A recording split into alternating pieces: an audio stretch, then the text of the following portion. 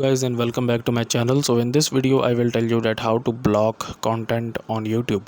So before starting this video, make sure to like this video and subscribe to our YouTube channel for more tips and tricks like this one. So first of all, you need to open up the YouTube application on your Android and iOS, and then basically you will scroll down in your home feed here, and you will see basically a bunch of different kind of videos here. So let's suppose here that basically if you don't want to view these types of videos in your YouTube channel here, what you're gonna have to do, you just need to basically tap on this three dots here next to the video here, and here you can see this option where it says not interested.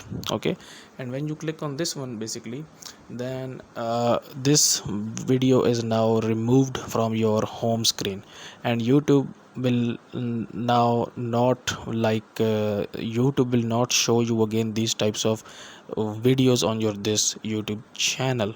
So that's it for this videos, guys. If you find it useful, kindly like this video and subscribe to my YouTube channel for more tips and tricks like this one, and I will meet you in the next video.